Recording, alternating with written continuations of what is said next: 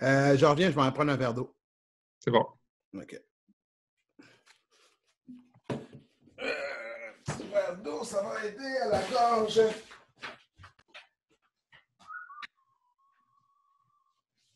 Ah, verre d'eau avec mes concombres. Une fois concombre, une fois citron. Une fois concombre, une fois citron. All right. So, je parle la musique. Ah, en passant, je vends du savon organique, hein? Tu vends du savon organique? Pour le corps. 12 pots. OK, cool. Euh, Tu le vends en ligne? J'ai livre ou sinon, je les envoie par la malle. Tu me feras signe quand ton site sera en ligne. Comme ça, je Ah. pourrai le partager. All right, mesdames et messieurs, c'est parti.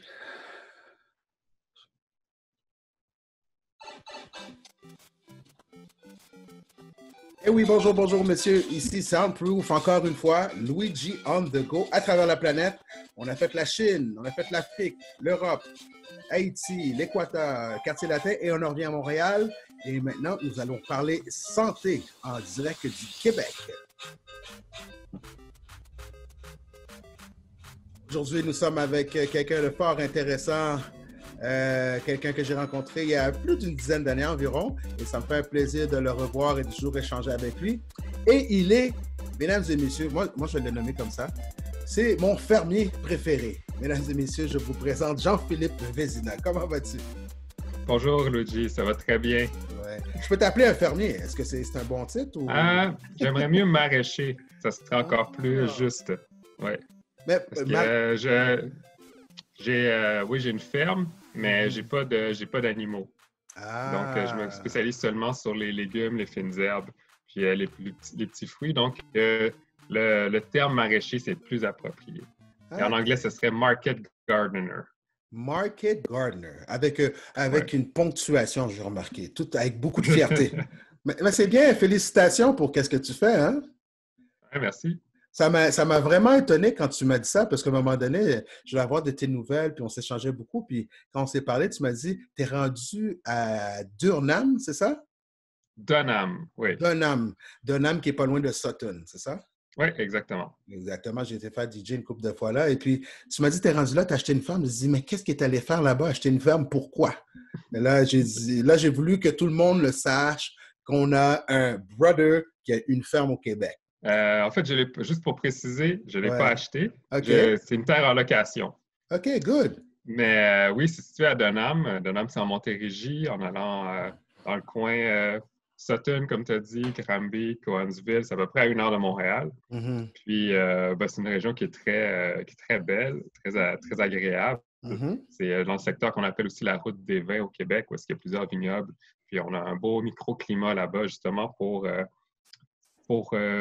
des cultures particulières comme celle que je me spécialise à ma ferme. Donc, une de mes spécialités, c'est justement de faire pousser ici au Québec des produits afro-antillais. Donc, des légumes que j'arrive à faire pousser ici au Québec, mais qui sont principalement consommés par les gens qui sont d'origine antillaise, des Caraïbes ou de l'Afrique ou de l'Amérique latine. Tel que quels légumes ou fruits? Quelques exemples. Il y a la patate douce, il y a la chayotte, on appelle aussi la christophine. Je connais pas celle-là. La chayotte, c'est un légume un peu en forme de poire qui a un goût qui rappelle, un peu entre le concombre et la poire. Ça se consomme sous forme de salade, ça peut se consommer cuit aussi. C'est très populaire dans les Antilles, en Haïti, en Asie du Sud-Est aussi. Puis, ça passe un peu sous la forme de vigne. En plus de la chayotte, j'ai aussi des variétés d'aubergines, dont l'aubergine africaine, que je fais pousser aussi. Dans les fines herbes, il y a de la coriandre. Je vais démarrer aussi des plants de gingembre pour accompagner les recettes. J'ai des variétés de piments forts, de poivrons, puis aussi des courges, dont la courge Giromont, qui sert à faire la soupe Joumou. C'est la soupe qu'on fait le 1er janvier au sein de la communauté haïtienne. Puis, sinon aussi, mais je démarre aussi une production de d'arbres fruitiers tropicaux pour la culture en pot. Donc, je ne vais pas nécessairement vendre le fruit, mais je vais vendre le plant que les gens vont pouvoir ramener chez eux, puis cultiver dans leur salon. L'été, ils peuvent le mettre sur leur balcon, sur leur terrasse. Puis, ça leur permet d'amener un petit peu de tropique dans leur chez-soi. Donc, j'ai parti des plants de plants de bananiers bonsaï, de papaye, et aussi, je vais faire du curry, le plant qui sert à faire les pistes de curry. Puis, je suis en train d'explorer les autres. J'ai aussi des oranges, plants d'oranges sanguines, orangiers pour oranges sanguines. Wow. Puis, au fur et à mesure des saisons, je vais voir qu'est-ce que je peux ajouter aussi comme variété. Puis, cette année, je fais les tests avec ces 4 premiers plants là aussi. D'où t'es venue l'idée? Parce que tu habitais à Montréal, ou je crois que tu habitais sur la rive sud, mais pour passer de l'autre côté à 2 ponts, 3 ponts même, et d'aller sur une ferme puis partir. Qu'est-ce qui t'a stimulé à faire ce move-là? Depuis longtemps, j'ai toujours aimé la campagne, faire des sports, des activités en plein air. J'ai eu la chance d'avoir des parents qui aimaient faire du plein air, donc ils m'ont beaucoup introduit à ça. On a fait beaucoup de camping. Mais le projet de ferme en tant que tel, ça, c'est plutôt récent dans ma vie. Ça fait à peu près 4 ans. Ça a commencé premièrement avec un voyage que j'ai fait en Haïti pour aller visiter une de mes amies qui s'appelle Nadine Dominique. Puis elle, il y a une dizaine d'années, elle a décidé de partir un projet de ferme en permaculture, justement, dans la région de Cap-Rouge, qui est située pas tellement loin de Jacmel, en Haïti, dans les montagnes. Puis elle a démarré une pépinière, puis elle travaille aussi en collaboration avec les paysans locaux pour des projets de reboisement, puis aussi d'enseignement de ce qu'on appelle les projets des jardins lacaux. Je vais parler de ça un peu plus tard. Donc, c'est quoi le concept? Puis, c'est vraiment un voyage que j'ai beaucoup apprécié. J'adore cette région-là. Puis, depuis longtemps, Nadine me parlait, tu devrais essayer toi aussi de partir un projet comme ça, parce qu'elle aussi, c'était un changement de carrière. Elle travaillait avec moi dans le domaine communautaire avant, à Montréal. Puis, de partir quelque chose comme ça. Puis, l'idée, elle a fait son chemin tranquillement dans ma tête. Puis, ce qui a vraiment été les éléments déclencheurs après ça, ça a été 2 choses. De un, mon ancienne carrière, je travaillais principalement, je travaillais comme consultant auprès des organismes communautaires, beaucoup dans la communauté noire. C'est un peu comme ça qu'on s'est rencontrés. Oui, je travaillais à ce moment-là pour l'organisme Allier les Princes de la rue. Oui, j'étais un des professeurs qui donnait des ateliers de radio et un peu de communication. Là. C'est ça. Puis, donc, j'ai fait ça pendant plusieurs années. J'étais directeur d'un centre communautaire de loisirs aussi pendant 3 ans. Donc, tout ça, beaucoup, beaucoup de travail. J'ai fini par faire un burn-out qui m'a forcé à m'arrêter pendant un bon 3 mois sur ordre du médecin. Puis, ça a été un moment de réflexion, à réfléchir à, qu'est-ce que je voulais comme environnement de travail, comment je pouvais m'arranger pour prendre mieux soin de ma santé. Parce que ce qui m'a amené éventuellement par le burn-out, c'est justement le surmenage, pas manger correct, tout ça comme réflexion. En plus, avec les questions environnementales, quel genre de business j'aurais envie de mettre en place qui non seulement me permettrait de mettre à contribution mes expériences de travail en gestion, en développement, en travail avec la communauté, puis aussi me permettrait de passer beaucoup de temps à l'extérieur, puis de bien manger, puis de faire de l'exercice. Wow. Donc, tranquillement, l'idée s'est construite, puis à partir du moment où ça s'est concrétisé, j'ai eu l'opportunité de pouvoir louer cette terre-là à Dunham d'un couple que je connaissais par le passé. Puis qui avait ce site-là de disponible, qui est d'ailleurs magnifique. Puis, ce qui a finalisé ma vision pour les jardins locaux, ça a été durant l'été 2019. J'ai pu me rendre dans l'État de New York, près de la municipalité d'Albany, visiter un projet qui s'appelle Soulfire Farm, qui a été parti par une de ses cofondatrices que j'ai rencontrée là-bas, qui s'appelle Léa Pennyman. Puis Soulfire Farm, en fait, c'est un projet de ferme, mais c'est aussi une association de fermiers qui proviennent des communautés culturelles, donc principalement communautés noires, latino, Premières Nations, américains, où l'idée, c'est vraiment d'encourager puis de supporter les projets de ferme qui sont dont les propriétaires sont des gens des minorités culturelles et qui travaillent pour leur communauté. C'est quand même, on est quand même une très petite minorité là, dans le paysage agricole partout dans les Amériques. Puis de permettre en même temps de se reconnecter avec nos valeurs puis nos racines africaines puis antillaises, autant en termes de nutrition pour la santé qu'en termes de tradition agricole. Parce que ça, c'est un des projets là, qui fait partie des Jardins Lacou, c'est vraiment d'encourager les Afro-descendants à reconnecter avec leur patrimoine culinaire et antillais. La principale raison, c'est pour des raisons de santé. Nos communautés sont beaucoup plus que la population majoritaire aux États-Unis puis au Canada. On est affecté par des problèmes de maladies chroniques comme le diabète, l'obésité, les problèmes cardiaques, qui nous touchent beaucoup plus que les autres communautés, puis particulièrement en cette période-ci de pandémie avec le COVID-19. Le COVID-19 a un taux de mortalité plus élevé chez les personnes qui ont déjà des conditions de santé précaires. Puis, les dernières statistiques ont montré que les Afro-Américains, les Canadiens, sont aussi plus largement atteints, surtout à plus de risques de décéder du COVID-19 que le reste de la population, justement parce qu'on a ces problèmes de santé-là qui sont liés principalement à notre alimentation, puis le fait qu'on ait moins accès à de la nourriture de qualité. Donc, l'alimentation, c'est dans les choix de ce qu'on choisit de manger, ce qu'on appelle le soulful diet traditionnel qui est riche en produits frits, avec beaucoup de boissons sucrées, etc. Bien, tout ça, c'est très mauvais pour notre santé. Ça entraîne toutes ces maladies-là qu'on a.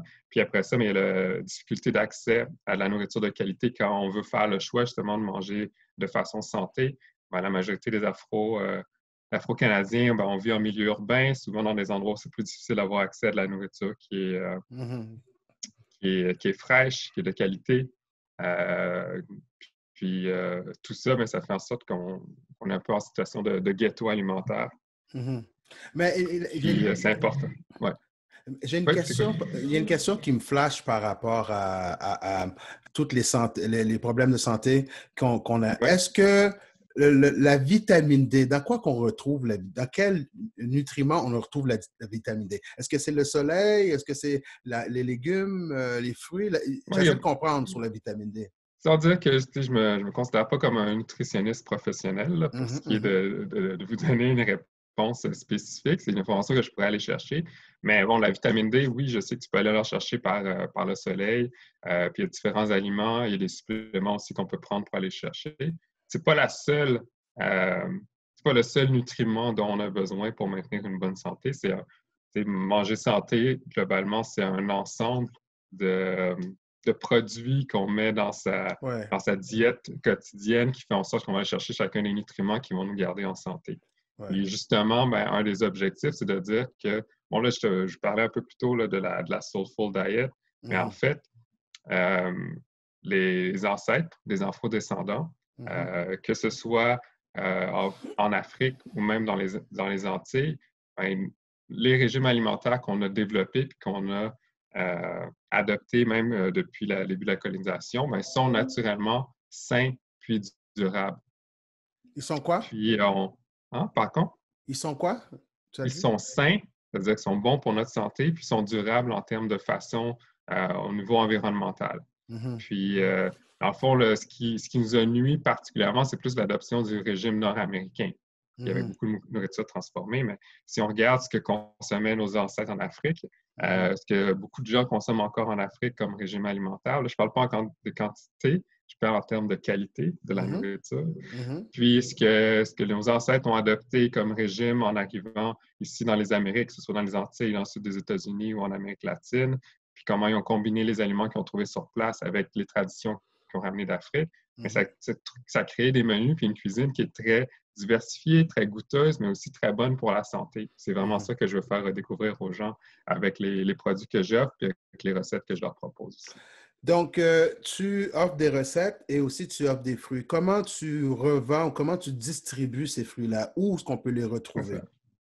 Donc, c'est principalement dans la catégorie de ce qu'on appelle des légumes, plus que des fruits. Okay. Mais donc, c'est des paniers de légumes que j'offre aux gens. Les gens ont la possibilité de s'abonner à l'avance à nos paniers pour pouvoir recevoir à chaque semaine un panier de légumes qui va être là, qui va leur être livré chez eux à leur domicile durant toute la saison. Donc, la façon que ça fonctionne, c'est que les gens peuvent se rendre en ligne sur mon site Internet. Ils choisissent un des formats de panier en fonction de la taille de leur famille. Donc, j'ai 2 formats de panier, un format de base qui est plus pour les personnes seules ou les couples, puis j'ai le format de famille pour les personnes de 4 personnes ou plus. Ouais. Et Puis c'est après comme ça, ben, vous choisissez. on peut voir ici, là. Sur le site Internet, exactement. Là, je suis dans la section pour le Justement, plaisir là, de la... ici, il y a, Oui? ouais, juste un peu plus bas, tu vas voir les catégories de paniers. Donc, il y a possibilité de se faire livrer un panier aux 2 semaines ou de se faire Ah, livrer un panier à chaque semaine. OK. So là, ici, on a 10 livraisons bimensuelles C'est ça. Ça veut à dire à toutes les 2 semaines, vous recevez votre panier. pour 13,75, 20 livraisons hebdomadaires, Ça veut 27. dire un panier à chaque semaine. Donc, c'est ça. Ah, OK, je comprends. So, 10 livraisons à chaque 2 semaines. C'est ça? Ça équivaut à, c'est ça. Donc, dans votre budget, ça équivaut à un budget de 13 à peu près 13 par semaine. Mhm. Puis, si vous le prenez à chaque semaine, donc pendant 20 semaines, ça, c'est la durée de ma saison de livraison. Vous recevez un panier à tous les jeudis qui est livré à votre domicile avec une variété de produits. Il y a toujours 6 à 12 produits. Selon la saison, je vous fais découvrir ce qui est prêt à être récolté. Puis ça vient aussi avec des guides puis des recettes pour justement avoir des idées sur comment les préparer. Puis surtout des recettes qui vont être d'inspiration afro-antillaise aussi. Oh, wow, wow. Mais félicitations, vraiment, c'est vrai. Et j'ai fait un petit parcours du site. Le lien va être en dessous dans le descriptif de cette vidéo YouTube-là. Mais c'est vraiment formidable, clair et précis. Et je sens une énergie, une joie dedans. C'est vraiment incroyable. Et maintenant, là, pendant le confinement, bon, ta Oui, saison va recommencer.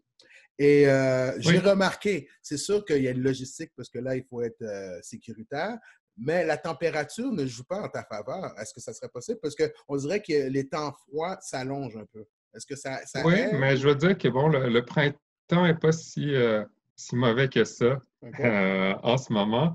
Je veux dire, le printemps de l'année dernière a eu beaucoup plus de conséquences sur la saison de beaucoup de fermiers l'année dernière. Mhm. Euh, mais en ce moment, c'est le moment de préparer la saison. Depuis, donc, la plupart des maraîchers là, s'activent depuis le début du mois d'avril à préparer leur site, Mhm. leur saison, à démarrer leur semis, à préparer la terre pour qu'elle soit prête à accueillir les premières semences dès que les dernières journées de gel vont passer. Donc, en fond, on commence à semer en terre quand le dernier risque de gel est passé. Donc, quand on est sûr que durant la nuit, ça ne va pas tomber en bas de zéro.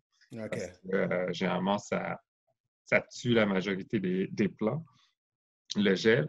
Puis, pour ceux que, ben, dans mon cas, comme avec des produits qui ont plus l'habitude de croître en climats tropicaux ou subtropicaux, mais à ce Mhm. moment-là, il faut s'assurer de pouvoir les protéger. Donc, Mhm. d'où l'importance d'avoir une serre ou des tunnels pour pouvoir les faire pousser dans un environnement qui est contrôlé et protégé des intempéries. Là, ça prend une équipe de combien là pour faire ça? Parce que tu m'as parlé de ça un peu, puis j'ai essayé de comprendre. Donc, il y a toi et deux employés que tu as pris de façon saisonnière, c'est ça? Oui, c'est ça, Donc pour la saison qui vont. là, Donc, ça va présentement, être notre équipe pour cette année. mhm, Puis ben là, justement, ce que j'allais faire pour l'annoncer à partir de demain, mhm, je vais permettre aussi à quelques personnes de venir donner un coup de main, parce que j'ai eu beaucoup de messages, que ce soit sur les réseaux sociaux ou par courriel, de personnes qui aimeraient pouvoir s'impliquer.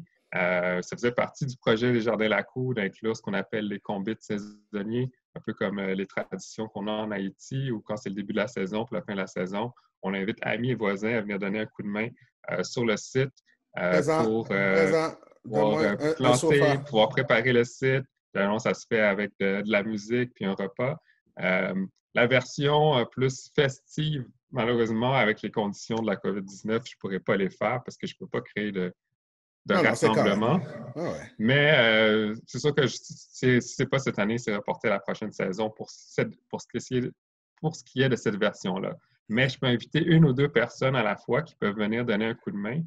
Donc, je vais afficher dès demain les types de travaux que j'ai à faire pour lesquels j'aimerais bien avoir un coup de main de différentes personnes. Les gens vont pouvoir, dans le fond, s'inscrire en fonction de leur disponibilité, puis de leur intérêt ou de leur talent en particulier. J'en ai un petit peu dans tous les domaines, que ce soit du jardinage, des travaux de construction, rénovation du site. Donc, les gens qui savent manier un marteau, une drill, une scie. J'ai des gens qui se connaissent un petit peu en électronique. Je dois finir de monter mon système d'automatisation à la serre qui va contrôler l'ouverture, la fermeture de volets, la température, etc. Puis, différentes choses comme ça. Donc, les gens qui ont envie de donner un coup de main, ben, vous êtes les bienvenus. Je suis présent. Et je t'expliquais. Je t'expliquais. Écoute bien mon pedigree, OK? Oui, je t'écoute. Je suis mécanicien de formation, opérateur de machinerie lourde depuis novembre après le tremblement de terre. Oui. Je suis DJ, puis j'ai amené mon drone. Il faut que tu me nourris. Je m'en viens, là. Fais de la place. Bon. Quand Luigi on the go s'en vient quelque part, il faut te faire de la place. Je reste aussi longtemps que tu veux, puis je suis prêt à faire filmer, mixer pour nos 3-4 personnes, faire un documentaire, tracteur, je conduis déjà ça, excavatrice, un clou. Moi, je suis partant, je te trouve du monde aussi. C'est bon, excellent. Donc, c'est sûr que, bon, on s'en reparle après l'entrevue. Ouais. Non, il faut que je me vende. Là. Je vends ma salade aussi. Là. On va en faire pousser de la salade, mais là, je vends ma salade. C'est bon. Donc, pour te rejoindre, on va mettre les informations dans le descriptif. Oui. Tu peux me rejoindre sur le site Internet Desjardins-Lacou. J'ai un compte aussi sur Facebook et sur Instagram aussi, si les gens veulent pouvoir se connecter avec nous de cette façon-là. Good. Et puis, je vais t'amener mon savon organique. En passant, je t'ai parlé de ça. Là. Oui. Je vais t'amener un savon pour chacun de tes employés. Tiens, on va faire ça comme ça. On va amener un savon pour chaque personne. C'est bon. Ça va bien. Il faut qu'on se lave les mains régulièrement, justement. Exactement. Puis, ils vont sentir bon. Là, comme on dit en bon québécois. Bon, que ça assèche pas toute la peau là, comme à mettre du purel toute la journée. Tu sais, en parlant de ça, moi, en tant que mécanicien, là, depuis ma formation des années 90, on m'a parlé de personnes qui sont décédées du cancer de la peau en tant que mécanicien à cause de ce savon-là.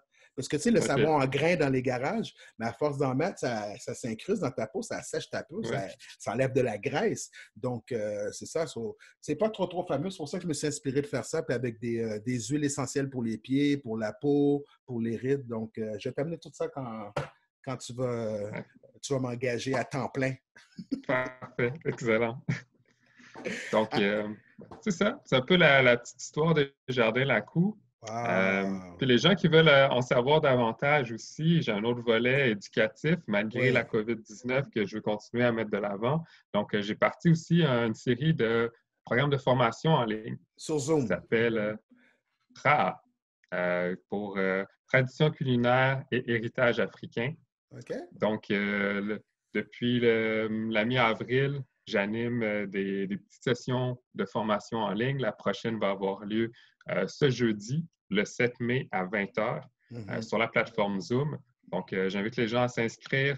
Pour ce 3e atelier, je vais parler justement de jardinage, sur comment démarrer un petit jardin potager chez soi, que ce soit sur son balcon, sur le bord d'une fenêtre ou dans sa cour, avec des petits trucs et astuces sur comment démarrer ses premiers semis, quel matériel acheter, puis comment aussi partir des variétés de produits afro-antillais qu'on peut trouver à l'épicerie, puis faire germer chez soi à la maison. Et ça, j'en prends note aussi parce que je t'en ai parlé que je vais faire ça sur mon balcon puis faire un petit vidéo. Donc, tu es mon mentor à cet aspect-là. Tu es mon coach légumineux, comme on pourrait dire. C'est bon. Autre question. J'avais 2 questions avant qu'on se quitte. Est-ce que tu connais d'autres Canadiens, parce que je me considère Canadien, je crois que tu te considères Canadien, Canadiens de descendance caribéenne ou africaine qui sont dans des fermes à travers le Canada, le Québec, peu importe, ici au Canada? OK. Oui, il y en a quelques-uns, mais comme je disais, on n'est vraiment pas nombreux. Ici au Québec, je collabore avec 2 autres personnes qui sont dans le domaine agricole, qui sont d'origine africaine. Okay. Il y a les Jardins d'Édem, Oh. qui est situé à Farnham, qui n'est pas tellement loin de Dunham, où est-ce que je suis, qui a aussi un projet de ferme maraîchère avec qui je vais collaborer cette année. D'ailleurs, les gens qui sont abonnés panier risquent d'avoir certains des produits qui vont venir de sa ferme et vice-versa. Pour être en mesure d'approvisionner tout le monde. Puis il y a aussi Amidou, qui a un projet qui s'appelle Amidou Horticulture, qui est situé à Verdun. Puis lui, il se spécialise principalement en démarrage de plants d'origine justement africaine. Donc, moi, je me procure les plants d'arachides, d'aubergines africaines. Puis aussi, il offre le baobab, sorghum, différents produits dont il offre des semences et des plants. Donc, très intéressant de regarder ce qui se fait de son côté. Sinon, j'ai entendu parler d'un projet à Laval où est-ce qu'il y avait une dame qui avait parti un projet de ferme, mais je ne sais pas si c'est encore lui en ce moment. Puis j'ai un blanc sur le nom de son nom, était d'origine africaine. Mais comme je peux dire, pour l'instant, pour ce que j'ai réussi à trouver, là, ça se compte sur le doigt d'une main. Oui, on retrouve des gens d'origine africaine, caribéenne ou latino-américaine qui travaillent sur des fermes comme employés. D'ailleurs, on a beaucoup de gens qui viennent d'Amérique latine qui viennent à chaque été travailler sur les fermes. Mais là, je parle vraiment des gens qui sont propriétaires de leur projet d'entreprise et qui sont des entrepreneurs aussi. Donc, on va dire FUBU, for us, by us. Oui. Donc, mais aucun il y en a aussi qui sont propriétaires d'une ferme en soi. Propriétaires du site, non. Ce que je connais, c'est des sites qui ont loué. Le Jardin d'Éden, c'est un site qui a loué aussi. Bien qu'il soit propriétaire d'une entreprise, là, la terre en tant que telle ne lui appartient pas. Amidou aussi, lui, il loue un site pour pouvoir partir de certaines de ses cultures, puis aussi des espaces réservés à la salle municipale de Verdun. Je connais aussi une dame aussi qui s'appelle Sylvia Meriles, qui est d'origine latino-américaine, qui a un projet qui s'appelle Les Jardins épicés, qui est situé sur l'île Bizarre. Puis elle aussi a fait des variétés de produits afro-antillais. Et elle aussi, c'est une terre louée. Donc, c'est un enjeu, justement, au sein de la communauté noire, mais pas juste la communauté noire, là, des gens des communautés culturelles à Montréal, d'avoir accès à la terre. De un, c'est un investissement qui est très coûteux. Les terres, ça coûte cher. C'est dispendieux. Combien ça vaut une ferme moyenne? As-tu des idées de prix? Une ferme moyenne, c'est difficile à dire parce que tout dépend de ce que tu veux cultiver. Si on regarde un peu la ferme que j'ai, que j'exploite, le site fait 3,5 acres. 3,5 acres, c'est à peu près l'équivalent de plus ou moins 2 terrains de football. Peut-être un petit peu moins. Donc, pour une ferme traditionnelle, comme tu disais, c'est considéré comme très petit, même minuscule comme site. Surtout pour ceux qui font de la culture traditionnelle du blé, du maïs ou qui ont des grands champs. Généralement, c'est des gens qui vont avoir 40 à 100 acres de terre pour cultiver, puis ça va être principalement avec une agriculture mécanisée, avec des tracteurs, puis exactement. Mais comme le 2 hectares, combien il vaut? Le 2-3 hectares sur lequel tu es, combien ça vaut? Ce serait difficile pour moi de donner un prix parce que je me mets... Est-ce que tu en as vu à vendre quelque part? Je dirais dans les 400 000 environ. OK. Laisse-le comprendre. Pour ces 3,5-4 hectares, tu dis c'est environ 400 000. Peut-être moins, mais comme je dis, je n'ai pas fait d'estimation. Puis ça dépend aussi de où on est situé au Québec. Donc, il y a des terres qui sont... plus on est proche proche de Montréal puis la ceinture de Montréal, plus les terres sont chères. Puis si tu vas en Abitibi puis tu vas te chercher une terre, c'est sûr qu'elle ne va pas valoir la même chose qu'une terre située dans les environs de Montréal. Et en Ontario? En Ontario, oui, en Ontario, il y a un projet que je me suis mis en contact qui s'appelle The African Food Basket. OK. Puis eux, ils sont propriétaires de leur ferme. Ils sont en banlieue de Toronto. Puis ils ont parti un projet. Puis je sais qu'il y a des projets aussi d'agriculture urbaine qui ont été démarrés dans la région de Toronto avec par des gens des communautés antillaises, caribéennes. OK. Donc, oui, il y a moyen, mais comme je dis, on n'est pas nombreux. Puis il y a vraiment de la place pour une relève, puis surtout une réappropriation en termes d'autonomie alimentaire, d'être capable d'avoir plus de contrôle sur ce qu'on consomme, puis comment on le fait, puis de faire circuler l'argent au sein de la communauté aussi. Ouais. Dernière question avant de quitter. En Haïti, tu as été voir ton ami. Dans quelle Oui. région encore, tu me disais? C'est à Cap-Rouge, donc c'est pas tellement loin de Jacmel. Ah, OK, pas loin de Jackman. Maintenant, en Haïti, pour avoir été, puis avoir vu, puis observé, beaucoup de personnes veulent aller dans la capitale, ils veulent trouver l'Eldorado, c'est la vérité. Est-ce selon ton ami ou ton observation, est-ce qu'il y a du monde qui commence à adhérer, à retourner, à cultiver les champs, ou est-ce que c'est quelque chose c'est un mythe qu'il n'y a pas de champs qui se développent ou qu'ils sont délaissés? Qu'est-ce que tu as observé quand tu as été en Haïti? Je n'ai pas fait d'expérience de type scientifique là, comme anthropologue, mais ce que je pourrais dire, c'est que les gens qui partent de Port-au-Prince, les gens qui partent pour revenir s'installer à Port-au-Prince, ça c'est depuis longtemps, là, depuis plus de 100 ans, c'est des gens qui viennent à la base des campagnes. Donc, tous ont un membre de leur famille, que ce soit un oncle, une tante, des parents, qui ont une terre en Haïti. Qui sont propriétaires d'une terre. Puis, souvent, quand ça va mal à Port-au-Prince, que ce soit après le tremblement de terre, après une Xème ouragan, crise économique, problèmes politiques, etc., les gens ont souvent tendance à aller se réfugier ou à retourner, que ce soit pour un temps ou pour longtemps, sur la terre ancestrale des parents. Puis de faire un bref, plus ou moins long retour à l'agriculture, à la terre, à venir aider. Mais comme au Québec, c'est un enjeu. Les aînés qui ont cultivé toute leur vie ont de la difficulté à trouver de la relève, surtout chez leurs enfants. C'est le cas ici au Québec. On a un gros enjeu de relève. Justement, les gens qui ont envie de se partir en agriculture, mais l'achat de terre, c'est hors de portée pour plusieurs d'entre eux.